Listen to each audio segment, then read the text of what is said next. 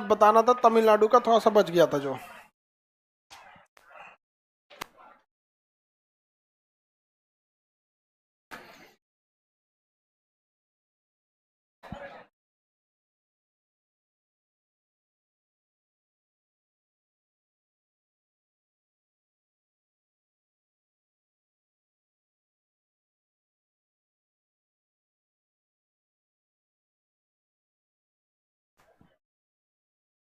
South India का physical geography, physical map देखना था हम लोग को। देखिए ये जो तमिलनाडु है, ये साउथ में दो दो समुद्र को, तीन तीन समुद्र को टच कर देगा। यहां से आपको अरब सागर, हिंद महासागर, बंगाल की खाड़ी, तीन तीन राज्यों को टच कर देगा, तीन तीन समुद्र को टच कर देगा। यानी ये पश्चिमी तट पे भी है और पूर्वी तट पे, और नीचे के दक्षिणी तट पे भी है तमिलनाडु।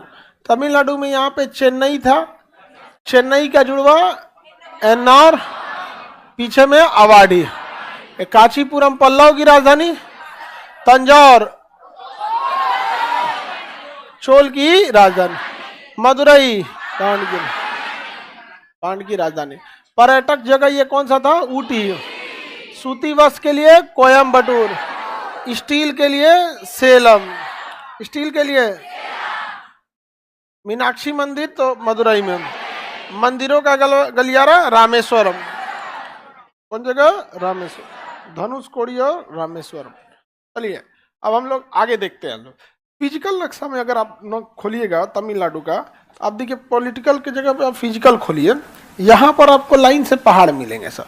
अन्नामलाई, अनाई मुडी, देखिए मिला अन्नामलाई की पर्वत मिला, तमिलनाडु और केरल का बॉर्डर बनाती है अन्नामलाई पर्वत। कौन पर्वत? अन्नामलाई। कौन सा पर्वत? सर दरोगा मेंस का बैच 28 तारीख, कल कितना तारीख है? 28 तारीख। और टेस्ट सीरीज भी कल से स्टार्ट हो जाएगा, 11 से 1 टेस्ट सीरीज, 11 से 1। जीके जीएस सब चीज का रिवीजन कर आपका उससे अच्छा होते रहेगा, ठीक है। बायोलॉजी 2035, 16 या 17 को बायोलॉजी।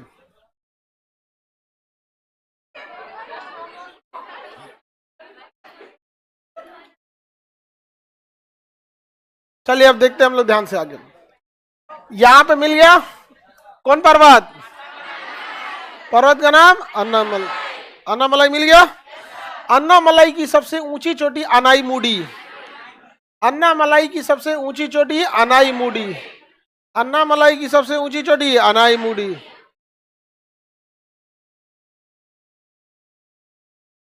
2695 मिल गया। अन्नामलाई पर्वत की सबसे ऊंची चोटी अनाई मुडी। कौन चोटी? अन्नामलाई की सबसे ऊंची चोटी अनाई मुडी। किसी को दिक्कत? चलिए अब ध्यान से देखते हैं लोग। ये हो गया आपका अन्नामलाई। इसके नीचे अगर आप देखेंगे यहां पे मिलेगा कार्डेमम की पहाड़ी, कार्डेमम या इलायची की पहाड़ी। देखिए कार्डेमम या इलायची की पहाड़ी, कार्डेमम या इलायची की पहाड़ी। नहीं मिला? कार्डेमम या इलायची की पहाड़ी। और ये ऊपर वाला ये अन्नामलाई। कौन सी पहाड़ी? अन्नामलाई। और नीचे वाला कार्डेमम या इलायची की पहाड़ी। कार्डेमम या हो गया। किसी को दिक्कत नहीं ना? 2695 हाइट है यहाँ पे। ये पहाड़ी मिल गया। इस साइड में देखेंगे तो आपको मिलेगा सेवराय की पहाड़ी, सेवराय की पहाड़ी और पालिनी की पहाड़ी। मिला? सेवराय और पालिनी की पहाड़ी, सेवराय की पहाड़ी और मिलेगा पालिनी की पहाड़ी, सेवराय की पहाड़ी और पालिनी की। नहीं मिला? सिरुमलाई, सेवराय की पहाड़ी मिल गया। नहीं मिला? सेवराय की पहाड़ी मिल गया। उस नहीं मिला? पहाड़ तब आप लोग का गायब हो गया होगा, गिर गया पहाड़ आप लोग का। तमिलनाडु में समझ में आ गया आप लोग को? किसी को दिक्कत नहीं ना? तमिलनाडु। अब हम लोग को केंद्र शासित प्रदेश देखना है, क्योंकि हम तो आपको स्टेट पूरा पढ़ा दिए। अब इसके साथ साथ हमको क्या देखना है? केंद्र शासित प्रदेश।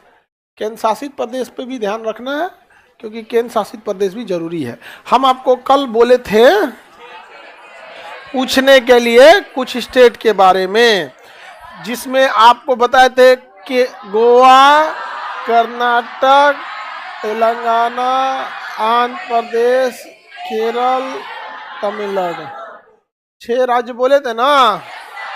हाँ, बताइए कौन ऑपरेशन के द्वारा गोवा को स्वतंत्र किया गया?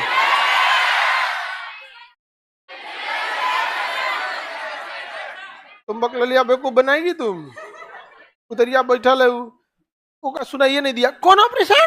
देखी गौरी क्या बोल रहे हैं लोग, क्या विजय विजय याद रहे ना रहे, एकदम बहती गंगा में हाथ धो लेना है। बताइए गोवा कब भारत का हिस्सा बना? 70? बोलो बोलो, बीच में कोई नहीं बोलेगा। 1960? कहाँ सुन ली? 71 बोली थी, फिर देखिए 10 साल कम करो जी। आगे बढ़े। गोवा का एरिया काजू वगैरह उत्पादन के लिए प्रसिद्ध है। चलते हैं हम लोग कर्नाटक में। कर्नाटक का भौगोलिक नाम? कर्नाटक का भौगोलिक नाम धारवाड़। धारवाड़ किस चीज के उत्पादन के लिए? कांच या चूड़ी? कांच या चूड़ी? समझ में आ गया? बोलते हैं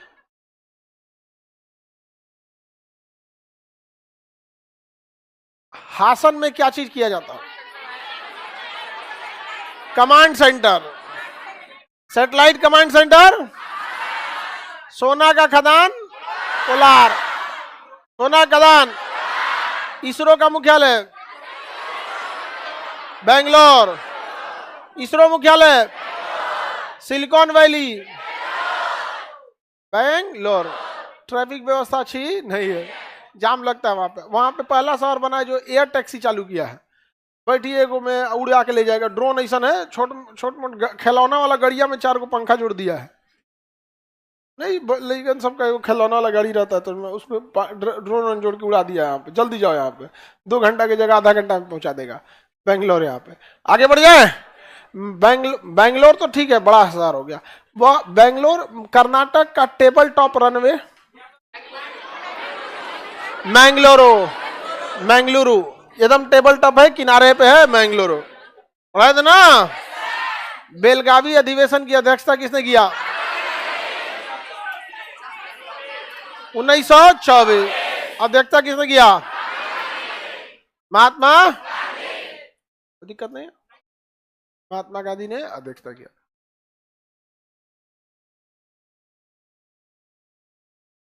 बेंगलोर ज्यादा दक्षिण में है कि चेन्नई? विजयनगर की राजधानी किस नदी किनारे? कौन सी नदी? तुंगभद्रा। कौन नदी? तुंगभद्रा नदी के किनारे। कोई दिक्कत? सबसे ऊंचा जलप्रपात जोग तमिलनाडु से, बताइए तमिलनाडु में जाने वाली ये नदी का नाम? कावेरी। कौन नदी? कावेरी नदी। तेलंगाना की स्थापना कब हुई? 2 जून 2014। 2 जून 2014। किस खदान से ही कोहिनूर हीरा? गोलकुंडा के खान से। कोहिनूर हीरा प्रताप रुद्रदेव ने दे दिया, ये कहां के शासक थे? प्रताप रुद्रदेव कहां के शासक? वारंगल के। कहां के? वारंगल। हैदराबाद का जुड़वा शहर? सिकंदराबाद। आंध्र प्रदेश की राजधानी बनेगी अमरावती। कभी विजयवाड़ा होता है तो कभी अमरावती में बनाएंगे ये लोग। आगे बढ़े। डचों का पहला कारखाना? मछलीपट्टनम। तंबाकू अनुसंधान केंद्र? राजमुंदरी।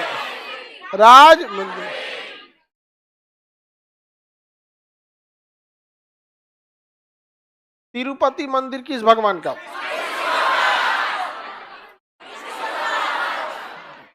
श्री वेंकटेश्वर विष्णु भगवान। तिरुपति मंदिर, तिरुपति मंदिर, बालाजी मंदिर, तिरुपति मंदिर। श्रीहरिकोटा जो है इसरो का प्रक्षेपण केंद्र कहां, किस झील में? किस झील में? पुलिकट झील। पुलिकट झील। आंध्र प्रदेश में कौन सी पहाड़ी है? नल्ला मलाई। कौन पहाड़ी? सबसे गहरा बंदरगाह? विशाखापट्टनम। सबसे गहरा बंदरगाह? तूतीकोरिन सबसे कम गहरा है। सबसे कम गहरा है तूतीकोरिन। दम लगा के बोल रही है। तूतीकोरिन बंदरगाह। कालीकट का नया नाम? यहाँ का रनवे टेबल टॉप है? यहाँ भी है जी टेबल टॉप। टेबल पर से भड़ाक से नीचे गिर जाएंगे। Table top. केरल में कौन सा झील है? वेम्बनाड।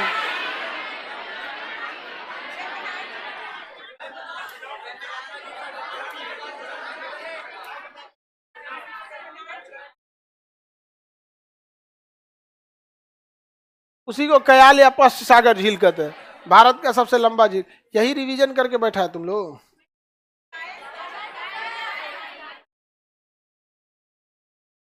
बताए हैं हम लोग, लड़े खाती तैयार रहेगा लोग। ये बताए लोग, सब झगड़ा झगड़ा बैठल है सब।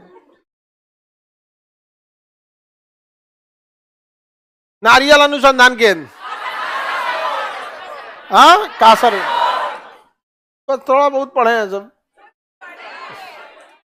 और तुम्हारा टकला तुम नहीं पढ़ा है। अरे गधा कहीं का, ये तो कल ही पढ़ाए थे हम कासर को। हाँ 2020 में हादसा हुआ था, प्लेन गिर गया था। पढ़ाए तो थे। एयर इंडिया एक्सप्रेस दुबई से आ रहा था, रनवे से फिसल के नीचे गिर गया। यहाँ पे तो पहले ब्रेक मारा तो नहीं गिरा रहा था, जाके ऊपटी ओलहर गया टेबल टॉप रनवे होने के कारण। मसालों का राज्य, मसाला उत्पादन होता है कहाँ पे? केरल की राजधानी? तिरुवनंतपुरम का पुराना नाम? सबसे पहले हम रॉकेट कहां से छोड़े थे? थुम्बा। कहां पे है वो? तिरुवनंतपुरम। केरल का सबसे बड़ा शहर? कोची। केरल का सबसे बड़ा शहर कोची। कोची का जुड़वा शहर बताइए? एर्नाकुलम। कोची का जुड़वा शहर एर्नाकुलम। सबसे सुरक्षित बंदरगाह? विशाखापट्टनम। भारत का सबसे सुरक्षित बंदरगाह विशाखापट्टनम। अरब सागर में सबसे सुरक्षित? कोची। अरब सागर की रानी? कोची बंदरगाह। कोची बंदरगाह। चोल की राजधानी? पल्लव। चोल की राजधानी पल्लव, तंजावर। पल्लव की राजधानी कांचीपुरम। पांड की राजधानी? मीनाक्षी मंदिर। मंदिरों का गलियारा? रामेश्वरम। रामेश्वरम। पंबन द्वीप? Rameswaram. Dhanushkodi? Rameswaram. Ram Setu? Rameswaram. Adam bridge? Rameswaram. APJ Abdul Kalam का जन्म? हाँ रामेश्वरम। कोई दिक्कत? Ordnance factory? अवाडी। तुम लोग से तो अच्छा बीपीएल वालों को याद है। बीपीएल कोटा वाला ज्यादा याद करके रखा है। चेन्नई का जुड़वा शहर? एर्नाकुलम। हाँ एन्नौर। एर्नाकुलम नहीं, एन्नौर। एन्नौर। हम स्टील के लिए सेलम। स्टील के लिए सूती वस्त्र? सूती वस्त्र। पर्यटन? ऊटी। उडगम मंडलम बोलते हैं ऊटी को। उडगम मंडलम या ऊटी। सर हमको तो समझे में नहीं आता, इसका रिवीजन करे कैसे? दिव्या कुमारी। उसको रिवीजन ही नहीं समझ में आता है। जो जगह बोलते हैं बस उस जगह को हाइलाइटर जहां है वहां देखते चलिए वो किस लिए प्रसिद्ध है, बस उसको देखते चलना। समझ में आ गया। और चिपका देना एक ठो एटलस नक्शा ले जाके रूम में, वो मतलब एटलस नहीं चिपकाना है, नक्शा चिपकाना है, एटलस वो चिपका देगा बड़े साइज का नक्शा चिपका देना है। समझ में आ गया कि नहीं गया। पॉलिटिकल चिपका दीजिएगा, काम बन गया आपका। अब उसको रिवीजन करते रहना है। आगे बढ़े।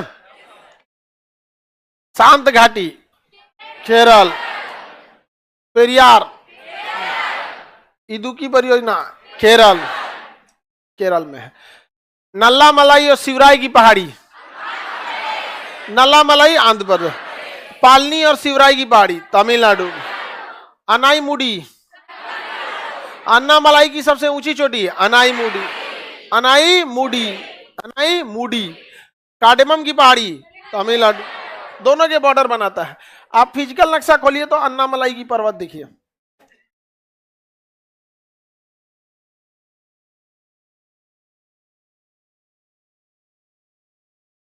देख लिए।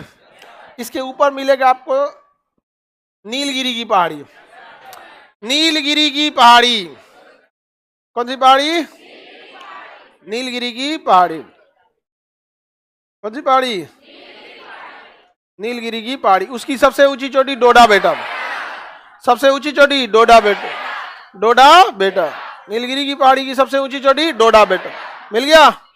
नीलगिरी पहाड़ी ऐसा जगह है जहां पूर्वी घाट और पश्चिमी घाट आके मिलते हैं, जहां पूर्वी घाट और पश्चिमी घाट आके मिलते हैं उसे क्या कहते हैं, नीलगिरी की पहाड़ी। किस चीज में रिजल्ट हो गया जी आपका। अच्छा अभी तो सचिवालय वाले लोग,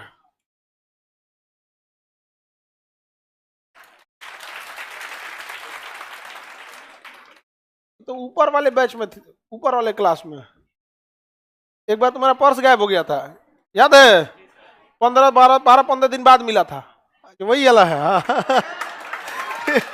चलिए बढ़िया, लाइए आपको मिठाई खिलाते। इनका जॉब हो गया बढ़िया। सचिव इस बार बहुत बहुत लोग का सचिवालय में हो गया यहाँ पे, और सब कंफ्यूजन में है सब ना।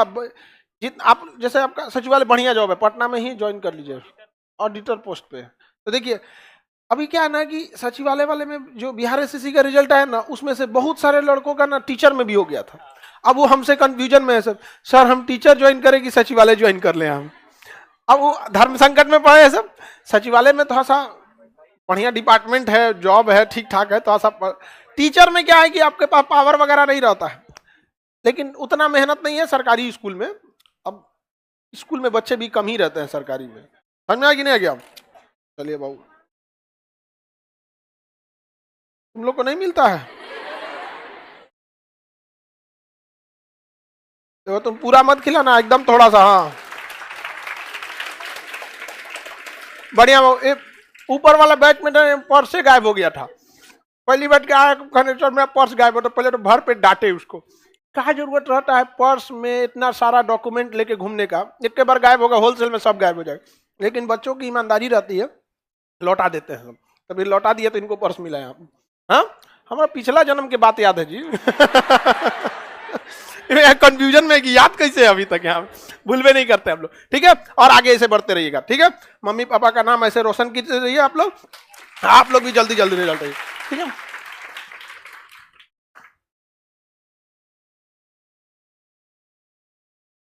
लाइव वाले लोग बाबू, बहुत सारे विद्यार्थी लोग को कंफ्यूजन में है ना। एक मतलब सैटरडे के दिन लगभग 20-22 आया सब लड़का लड़की सब ग्रुप में, और ना उसमें टीचर वाले में कहा कि सर हम ही बताइए धर्म संकट में हम क्या हो गया बबुआ, बताओ लोग अब कौन चीज का नौकरी हो गया, जाओ लोग फिर मिठाई खिलाएगा क्या दोबारा। कहा नहीं सचिवालय वाला ज्वाइन करे बिहार एसएससी, या फिर टीचर वाला ज्वाइन करे। अब अपना अपना वो है। देखिए थोड़ा सा प्रमोशन का चांसेज ये सब चीजें सचिवालय वाले में ज्यादा रहता है। वर्कलोड भी सचिवालय में क्या है, ज्यादा है। टीचर वाले में वर्कलोड उतना नहीं है। अब जैसे कंपटीशन के बच्चों जैसे आप लोग हैं, आप लोग सबसे छाटल है, लोग सबसे टफ है आप लोग को, सब एकदम छाटल। स्कूल के बच्चों के लिए क्या है, एकेडमिक पढ़ाई है। अगर 1 लाख बच्चा है और अगर उसने अच्छा क्वेश्चन लिखा तो सबको पास करना पड़ेगा। यहाँ ऐसा कुछ नहीं है, पास तो सब करोगे, उठाएंगे ऊपर से बस। फेल कौन होता है कंपटीशन में? कंपटीशन में फेल कौन होता है? जितना ऊपर से उठा लिया, जो बच गए वही कहेंगे कट ऑफ के नीचे रह गए। फेल कौन? फेल का सिस्टम थोड़ी है यहाँ पे। पास तो सब होंगे लोग, ऊपर से इसे काछ लेगा बढ़िया से, 2-4% ऊपर से उठा लिया बढ़िया, अब बाकी बच गए यहाँ पे। तो वो वाली पढ़ाई में और इस पढ़ाई में बस यही है, वहां चलते भी रहिएगा ना तो जीत जाइएगा। यहां ना जी जान लगा के दौड़ना पड़ेगा, अंतिम समय में भी कोई हरा के चला जाएगा। तो थोड़ा डिफरेंस होता है। और आप लोग हैं घाट घाट का पानी पी के आया है सब। कोई इंजीनियरिंग से लात खा के आया है, कोई मेडिकल से लात खा के आया है, कोई पॉलिटेक्निक से, जहां तहां से बकलोल वाका के। तुम बकलोल है तो क्या सबको बकलोल समझता है? अंकल जी कुछ दिन में पगला जाएगा ये।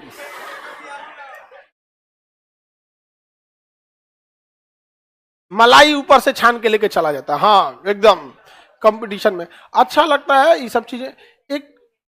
एक तो लड़की थी, मतलब बहुत पहले बैच की थी, उसका 1-2 बार सिलेक्शन हो गया, ये तीसरा जॉब था उसका, अभी ज्वाइन करेगी बिहार। उसका ना गुजरात में पोस्टिंग दिया था, तो पहले ज्वाइन करने से पहले पूछती सर जाए कि नहीं जाए, हम चल तो निकलो, पहले कहीं से भी दिया है वहां से ऑनलाइन पढ़ लेना।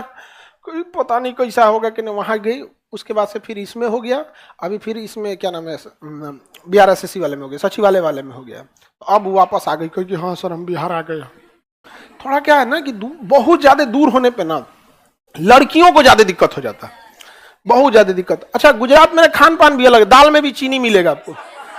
हाँ समोसा में चीनी था नहीं, ढोकला वगैरह तो ठीक लगता है भाई, ढोकला का जो टेस्ट है वही टेस्ट है, ऑल ओवर इंडिया ढोकला उसी टेस्ट का लगता है। समोसा खाइएगा ना तो उसमें चीनी मिलेगा, पनीर का सब्जी उसमें चीनी मिलेगा, दाल चीनी मिलेगा, सब्जी चीनी मिलेगा।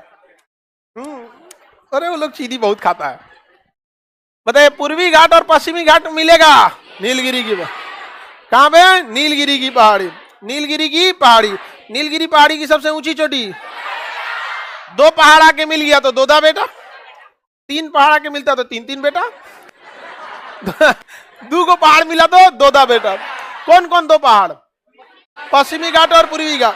पूर्वी घाट की सबसे ऊंची चोटी महेंद्रगिरी है उड़ीसा में, महेंद्रगिरी है उड़ीसा में। और पश्चिमी घाट की है महाबलेश्वर। हालांकि कलसुबाई है, लेकिन कलसुबाई देता ही नहीं है, तो क्या मारेंगे? महाबलेश्वर।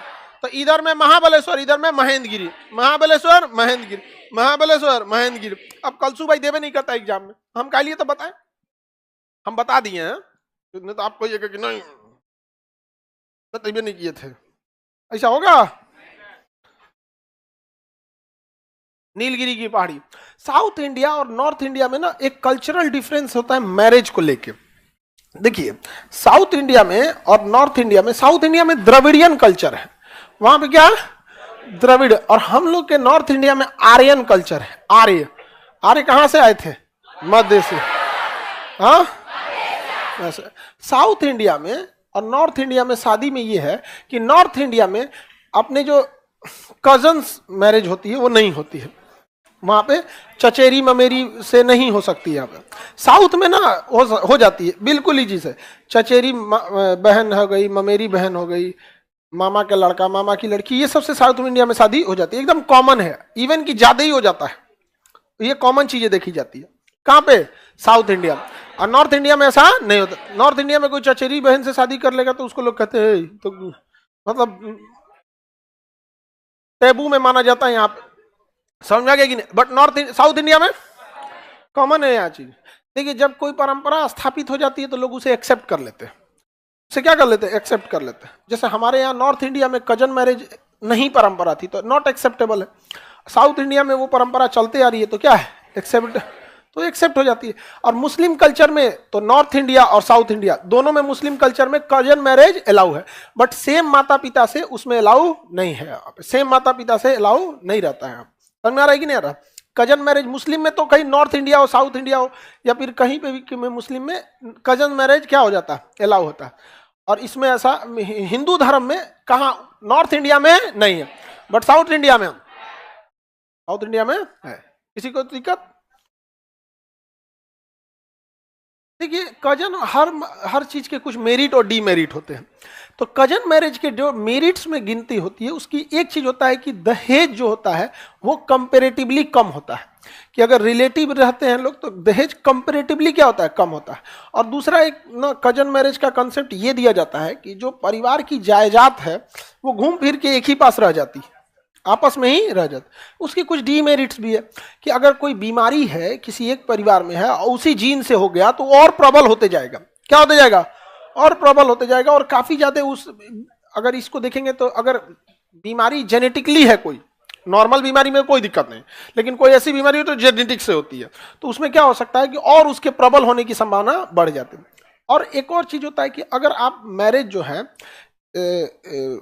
कजन्स मैरिज में, तो उसका एक डिमेरिट ये भी होता है कि आप बहुत ज्यादा अलग कल्चर को नहीं जान पाते हैं।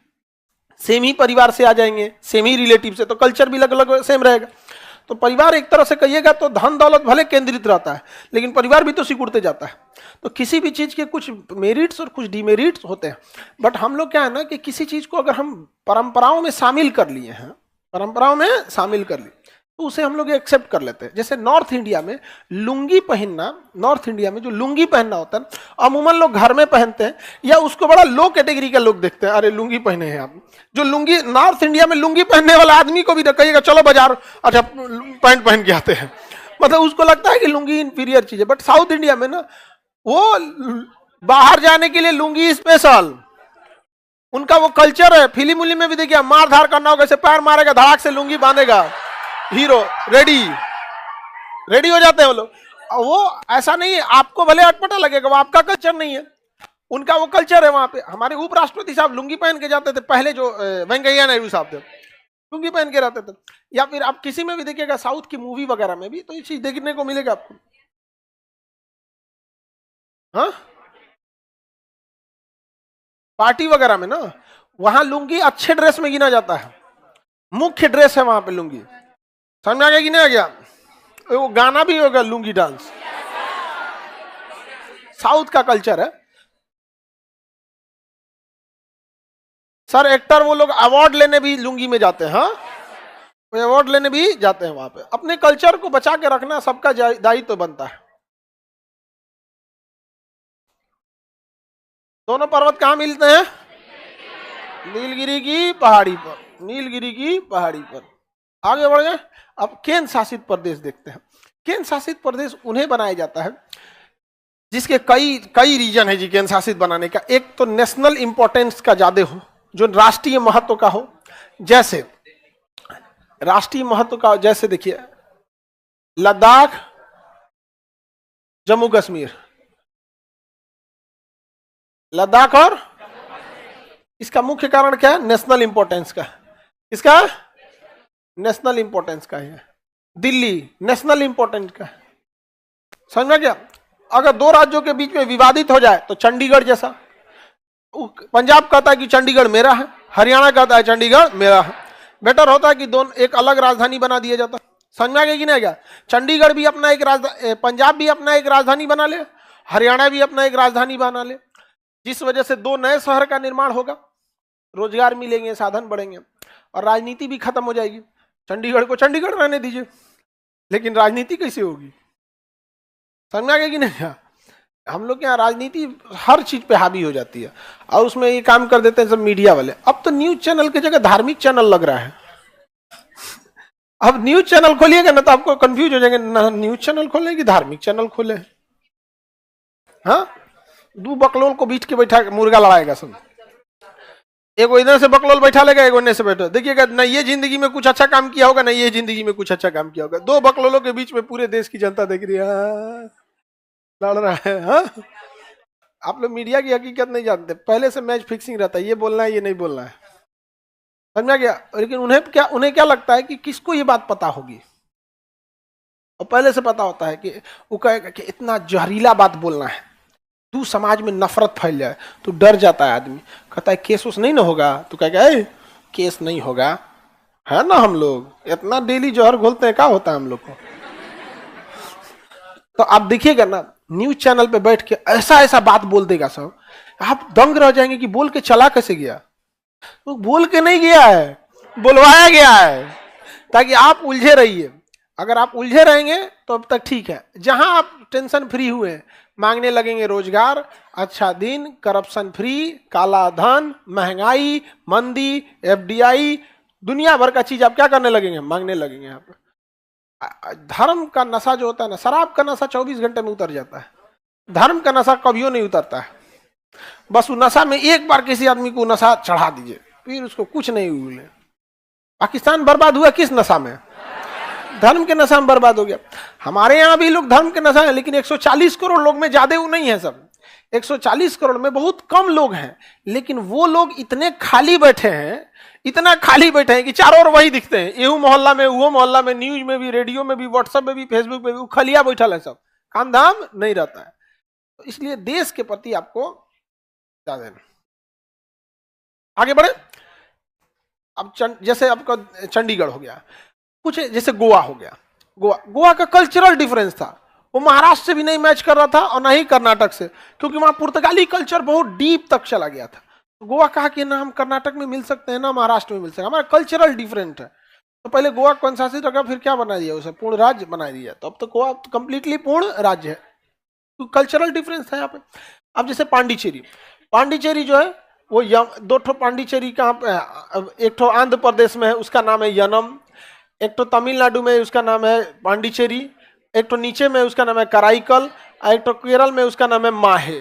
ये अंग्रेज जो थे सब ना, समझिए ध्यान से, अब 4 जगहों को देखिए। अंग्रेज जो थे सब ब्रिटिशर्स, उन्होंने फ्रांसीसियों को बहुत बुरी तरह हरा दिया था। और फ्रांसीसी जब हार गए थे वांडीवास के युद्ध में, वांडीवास का युद्ध कब हुआ था? 1760। वाडीवास का युद्ध 1760 में हुआ था। अंग्रेजों ने कंप्लीटली हरा दिया था फ्रांसीसियों को, और फ्रांसीसी पूरी तरह से भारत से उनकी सत्ता खत्म हो गई थी। लेकिन इन 4 प्रमुख जगहों पे वो बच गए थे, जिनको वो अलग अलग नाम से था। एक का नाम था यनम, एक का नाम पांडिचेरी, एक का नाम कराईकल, एक का नाम माहे। ये 4 जिले उनके कंट्रोल में थे, जो 3 अलग अलग राज्य में थे, क्योंकि तमिलनाडु में 2 जिले थे, एक का नाम पांडिचेरी और एक का नाम कराईकल। लेकिन 3 राज्य में ये 4 जिले पे कौन बचे थे? सब फ्रांस वाले। तो फ्रांस वाले ने जब इन शहर को बसा लिया, तो इस पर उन्होंने फ्रांसिस मार्टिन के सहयोग से शहर का प्लान बनाया। देखिए, इंजीनियर जो नक्शा बनाता है वो घर का नक्शा बनाता है कि 5 आदमी इनने से निकल जाएगा, ये इनने से हो जाएगा। लेकिन एक शहर का नक्शा बनाना बड़ी टफ होता है। उसको कोई मतलब नहीं किधर क्या घर बनेगा क्या नहीं बनेगा, प्लॉटिंग कर देगा कि एक लंबी सड़क जाएगी, गोलंबर बनेगा, गोलंबर का एरिया इतना रहेगा, फिलहाल हम गोलंबर बड़ा बनाएंगे ताकि बीच में पार्क लगा दें। 50 साल बाद गोलंबर के अंदर का पार्क को कम करके इसे पतला कर देंगे, लेकिन अभी थोड़ा सा बड़ा बनाएंगे। और प्लॉटिंग करते जाते हैं, जैसे कि ई एरिया छोड़ देते हैं स्कूल रेसिडेंस के लिए, ये एरिया कमर्शियल मार्केट के लिए। तो प्लानिंग किया जाता है बड़े शहर को बसाने के लिए। समझ में आ गया नहीं आ गया? तो प्लानिंग जब करते हैं तो फ्रांसिस मार्टिन जो था वो पांडिचेरी शहर की क्या किया था? स्थापना किया। पांडिचेरी शहर की स्थापना किया किसने? Francis Martin. किसी को दिक्कत? अब देश जब आजाद हुआ 1947 में, अंग्रेज चले गए सब। जब यहां तिरंगा झंडा लहराने गया ना, तो चमका दिया हम लोग को। क्या कर दिया?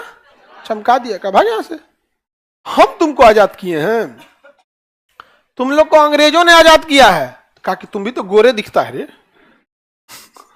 कहा कि नहीं ना, हम दूसर गोर हैं, तुमको ब्रिटिश वालों ने आजाद किया है, हम फ्रांसिस वाले हैं। हम क्या किए हैं? फ्रांसिस वाले हैं। 1674 फ्रांसिस मार्टिन ने 1674 में, फ्रांसिस मार्टिन ने। अब देखिए, पांडिचेरी की स्थापना किसने किया? Francis Martin. पांडिचेरी भारत का अंग नहीं बना था 1947 में। पांडिचेरी भारत का अंग नहीं बना। अब भारत आजाद हो गया और यहां तिरंगा झंडा ही नहीं लहर रहा था, फ्रांस का झंडा लहर रहा था। जवाहरलाल नेहरू ने कहा कि ना, अभी उलझना ठीक नहीं है, निपटा देंगे। जब भैंस आ गया तो पगहा का कमी होगा जी। आज नहीं तो कल आइए जाएगा पगहा, खूंटा ठोका के भैंस बनाई जाएगी। तो मुख्य भारत आ गया तो हमको क्या दिक्कत है? और इधर चमका रहा था गोवा वाला, कहा कि हम पुर्तगाल वाले हैं, हम नहीं आजाद किए हैं तुमको। आई फ्रांस वाला अलगे चमका रहा था, कहा तो हम ये 4 जिला मेरा है, नहीं आजाद करेंगे। जवाहरलाल नेहरू ने कहा कि यार अभी छोड़ो इनको, आराम से निपटाएंगे पहले। अंग्रेज चले गए सब। जवाहरलाल नेहरू को बार बार इनपुट मिल रहा था कि पाकिस्तान चढ़ाई करने वाला है, पाकिस्तान चढ़ाई करने वाला है। तो पाकिस्तान चढ़ाई करने वाला था 1947 में, कहाँ पर? लक्षद्वीप पर। तब तक नौसेना भेज दिया गया, कहाँ पे? लक्षद्वीप। लक्षद्वीप भारत का हो गया। केवल आधे घंटे पहले पहुंची थी भारत की नौसेना। अगर आधे घंटे लेट से पहुंचे रहते ना तो लक्षद्वीप पाकिस्तान का हो जाता। 99% मुस्लिम है यहाँ पे। सबसे ज्यादा प्रतिशत में मुस्लिम आबादी कहाँ है? 98%, 98% मुस्लिम। जबकि पाकिस्तान का विभाजन किस आधार पे हुआ था? जहां मुस्लिम जनसंख्या ज्यादा है, एक से ज्यादा कहां मिलेगा? अब भारत में सबसे कम क्राइम वाला जगह है लक्षद्वीप। समझ में आ गया? जनसंख्या कम है, आइलैंड वाले लोग हैं यहाँ पे, अपना भी क्राइम वगैरह भी क्या है, सबसे कम है। कभी सुने लक्षद्वीप में कोनो कांड हुआ? हाँ, तो ये आदमी नक्शा देख लेता है तो उसको भूले भटके याद आता है, अरे लक्षद्वीप भी है। जिन्ना लेट कर गया, कितना? 40 मिनट लेट किया था जिन्ना। उसकी नौसेना पहुंच रही थी, समझ में आया? तब तो भारतीय नौसेना जब पहुंचने गई तब तक झंडा लहरा दिए थे हम लोग। जिन्ना गुस्सिया गया एकदम, जा। और उधर से जिन्ना ने क्या कर दिया? आक्रमण कर दिया। इधर से जिन्ना ने क्या कर दिया? आक्रमण कर दिया। आतंकवादियों को भेज के आक्रमण करा दिया। तो आप आतंकवादी, जब आप क्रिमिनल पालते हैं ना, तो याद रखिएगा प्रॉब्लम कहां से आता है। जब कोई बड़ा आदमी क्रिमिनल पालता है ना, तो उसके अंडर काम करने वाला क्रिमिनल भी अपने लिए क्रिमिनल पाल देता है, अपने लिए क्रिमिनल पाल देता है। तो बड़ा आदमी जब कोई क्रिमिनल पालता है ना, तो उसका टारगेट फिक्स करता है कि इससे 10 साल तक क्राइम करवाएंगे, जिससे रास्ते से हटवाना होगा हटवा देंगे, फिर इसको हटा देंगे। और ऐसा भी होता भी है। जितने बड़े बड़े राजनीति में देंगे ना, तो सबका एक पर्सनल क्रिमिनल रहते हैं। दिक्कत कब आती है कि वो अपना काम करा लेता है, एक समय के बाद उसको साइड कर देता है। लेकिन जितने दौरान वो क्रिमिनल रहता है ना, अपना वो बड़ा नेटवर्क फैलाया गया रहता है। आप तो इसको साफ कर दिए और नेटवर्क बच गया, जिसका आपको कोई आइडिया ही नहीं था, और वो समाज के लिए दिक्कत हो जाते हैं। तो जिन्ना ने आतंकवादी पाला था, कहा था कि कितने आतंकवादी रहेंगे, 100 को आतंकवादी खड़ा करो, 100 को भाषण देगा जबरदस्त घुसा देते हैं भारत में। लेकिन वो 100 को क्या किए सबने? सब अपने लिए हजार का नेटवर्क बना लिया सब, और वो ऐसे चेन नेटवर्क चलते रह गया, सबके सब तो यहाँ पे घर घर पहुंच गया सब आतंकवादी सब पाकिस्तान में, जिस वजह से दिक्कत हुआ यहाँ पे। तो लक्षद्वीप भारत का तो अंग बन गया 1947 में। अब समझ में आ गया जवाहरलाल नेहरू उसी समय क्यों नहीं आक्रमण करना चाहते थे। उन्होंने कहा कि मुख्य भूमि पे दिक्कत है, पहले हम लोग क्या करते हैं, मेन जगह पे कब्जा कर लेते हैं, बाद में इन लोग को देखेंगे। फ्रांसिस मार्टिन ने किसकी स्थापना किया? उसके बाद हम लोग आए, 1954 स्टार्ट हुआ। जवाहरलाल नेहरू ने कहा कि बबुआ अब खाली करो, यहां से चारों ओर से हम लोग क्या कर लिए, घेर लिए। यहाँ पे नेवी, एयरफोर्स, आर्मी सब लगा के घेर लिया गया। उसको आदेश दिया गया कि तबाह करके लौटो। क्या करके लौटो? तबाह कर दो एकदम। पांडिचेरी को क्या करो? तबाह कर दो। तो नेवी, एयरफोर्स, आर्मी कहेगी तुमको क्या लगता है तुम इस शहर को तबाह कर दोगे तो लौट पाओगे? तो वायरलेस कर रहा है अपने फ्रांस में कि साहब तबाह करेंगे शहर ना, तो हम लोग को तबाह कर देगा सब। कहा कि कोई दिक्कत नहीं है, तबाह करो। फोन काट दिया, चट्टा कहीं क्या, कोई दिक्कत नहीं, यहाँ हमारा भूज देगा सभी पकड़ के। यहाँ भागा सब, उसको हम लोग भगा दिए नाव पे लाद के। जैसे वास्को डी गामा कैसे आया था, नाव में लाद के ऐसे लखेत दिए, ढके लिया हो, चल जाए यहाँ से। तब से ये 4 जिले हमारे कंट्रोल में है। समझ में आ गया? इसकी स्थापना किसने किया था? Francis Martin. इस शहर को क्या कहते हैं? पांडिचेरी। क्या कहते हैं? पांडिचेरी। किसी को दिक्कत? इलाहाबाद में कोचिंग कहाँ है? Civil line. इलाहाबाद में सिविल लाइन। जनवरी में हम लोग वहां पहुंच रहे हैं बाबू। प्रयागराज में सिविल लाइन। लोकेशन हम बता देंगे आपको, अभी लोकेशन बताएंगे, पहुंच के काम डिस्टर्ब कर देगा सब। हाँ चलिए अब समझिए ध्यान से। ये अंकल जी का पूछना है कि चारों अलग अलग स्टेट में तो कंट्रोल कैसे होता है? केंद्र शासित प्रदेश है, दिल्ली से कंट्रोल होता है। समझ में आ गया? सीधे राष्ट्रपति के अंडर में आते हैं ये लोग। कहां से कंट्रोल होता है? दिल्ली से कंट्रोल होता है। यहाँ की कल्चर कौन सी मिलेगी? Francis culture. तो क्वेश्चन भी पूछता है कि भारत में फ्रांसिस सभ्यता कहां देखने को मिलेगी? पांडिचेरी। पांडिचेरी में कितने जिले? एक का नाम यनम, आंध्र प्रदेश में जो है यनम, और ये वाला पांडिचेरी, ये कराईकल, ये माहे, जिसमें पांडिचेरी सबसे बड़ा है और माहे सबसे छोटा है। माहे सबसे छोटा, कितने जिले? 4। कितने राज्य में? 3। सबसे बड़ा पांडिचेरी, सबसे छोटा माहे। सबसे छोटा कौन है? माहे। पांडिचेरी की स्थापना किसने किया? फ्रांसिस डी मॉर्टिन ने किया था। कौन सी सभ्यता यहाँ पे? फ्रांसिस सभ्यता। फ्रांसिस कल्चर यहाँ ज्यादा देखने को मिलता है यहाँ पे। क्या हम लोग को उसी समय युद्ध करना चाहिए था? युद्ध में और समझदारी में अंतर है हम लोग को, समझा? अंग्रेज इतने खतरनाक थे, मतलब उनकी मानसिकता आप समझिए। हम लोग को 1947 में आजाद कर दिए सब, और जिन्ना को चढ़ाया सब। जिन्ना कश्मीर हड़प ले। कहां से हड़पेंगे महाराज? उधर या सेना बहुत ताकतवर है सब, वहां पे देखते हैं बहुत मजबूत सेना है सब भारत वाला, नहीं हड़प पाएंगे। तो कहा अरे पगला है तुम, भारत के आदमी को पता थोड़ी चलेगा। असली विलेन बना दो गांधी को, असली विलेन बनाओ गांधी को। गांधी सत्यवादी व्यक्ति है, सही बोलेगा, वही फंस जाएगा। एक काम करते हैं, भारत को हम आजादी दे देते हैं और सेनापति अपना रखेंगे। तो सेनापति उसने बूचर को रखा था। भारत का सेनापति जनरल बूचर थे, वो भारत का सेनापति नहीं था। कहा कि जब आजादी दे दिए ना, अब भारत के लोग को आजादी मिली थी, जनता खुश थी, अरे भैया आजाद हो गए। जनता को इतना डिप्लोमेसी से मतलब नहीं होता है कि गृह मंत्री किसके पास है, भैया गृह मंत्री जिसके पास हो गया देश वही कंट्रोल करेगा। तो उसने क्या किया, माउंटबेटन ने बूचर को, जनरल बूचर को भारत का क्या बना दिया? सेनापति। अब सेना कुछ कर ही नहीं सकती थी, सेना क्या कर सकती जब तक जनरल बूचर ने आदेश नहीं देगा यहाँ पे। और उधर जिन्ना को चढ़ा दिया, जिन्ना आतंकवादी घुसा दे, तुम मार कश्मीर को कब्जा कर ले। कहा कि महाराज जी कैसे होता, सब कहीं कहा टेंशन मत ले, तुम आना ही मत, आतंकवादियों को भेज दो और तुम साइड रहना। इधर नेहरू चिल्लाते रह जाएंगे, कुछ नहीं होगा, सारा गाली सुनेंगे नेहरू। आने वाले समय में ना तुम बदनाम होगे, सारा गलती थोप देंगे गांधी पे और किस पे? नेहरू पे। किस जनता को पता है कि जनरल बूचर कौन है? भारत के लोगों को। तो जिन्ना का एक नंबर प्लान बनाए हैं।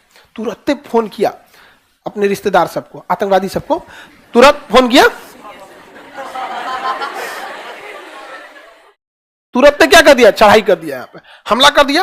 और इधर नेहरू ने आदेश दिया सेना को, आक्रमण रोको। सरदार पटेल ने भी कहा तुरंत सेना भेजिए, रोकिए इसको। तो जनरल बूचर कहा कि आप कौन होते हैं हमें आदेश देने वाले? समझ में आ गया? सारा गलती थोप दिया गया नेहरू पे और गांधी पे। देश की जनता को क्या पता रहता है कौन है? आधा जनसंख्या को ना पता है कि नौसेना प्रमुख कौन है। देश की आधी जनसंख्या को नहीं पता है कि नौसेना प्रमुख कौन है। ये शर्म की बात है हमारे देश के लिए, जिनके बदौलत हम लोग की देश की सेना खड़ी है, हम लोग आजादी की सांस ले रहे हैं, उसका प्रमुख कौन है नहीं पता चल पाता।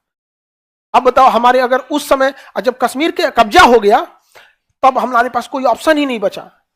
तब एक ऑप्शन था, ऑप्शन बस एक था कि कश्मीर का राजा अगर कह देगा, भारतीय सेना को लिखित दे देगा कि आप आक्रमण करिए, तब जनरल बूचर की जरूरत नहीं है।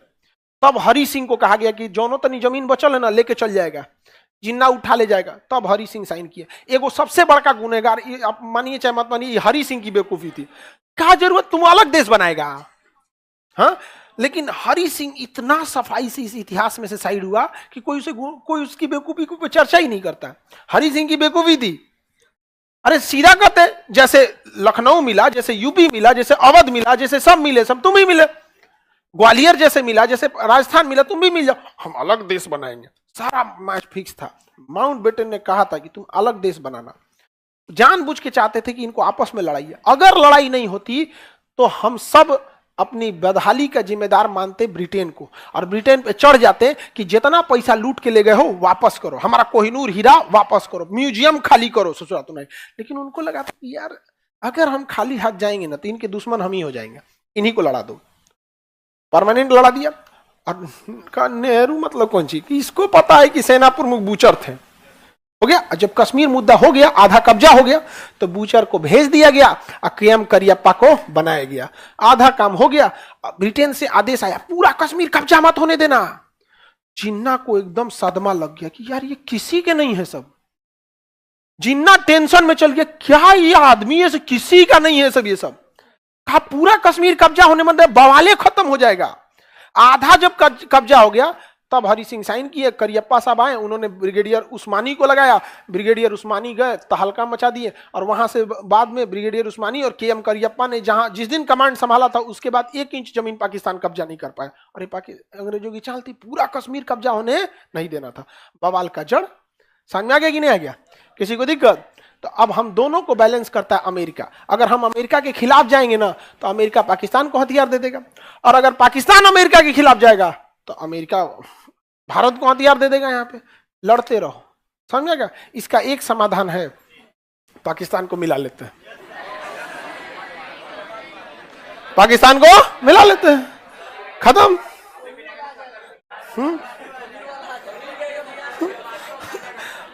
अच्छा, एगो पाकिस्तान वाला कह रहा था हम भारत को मिला लेंगे, तो हम कहे बाबू सुन सुन सुन बाबू, तुम भारत को मिला लेगा, चाकू गिरे तरबूजा पे चाहे तरबूजा गिरे चाकू पे, कटना तरबूजा को है। नहीं समझ आ गया? भारत को मिला लेंगे, हाँ मिला ले भाई, नहीं समझ आया? किसी को दिक्कत? तो अपने पैर पे कुल्हाड़ी मार रहा था, फिर आ जाओ, स्वागत है तुमको, दिल्ली में बिरयानी खिलाएंगे। अच्छा, दिमाग कितना कम है इन गधों का, कम नहीं है क्या? अब बिहार का आदमी सोचे कि अमेरिका पे कब्जा कर लेंगे। अरे भाई, अपने हम लोग कहाँ अमेरिका पे जाने वाले हैं? आप समझ में आ गया?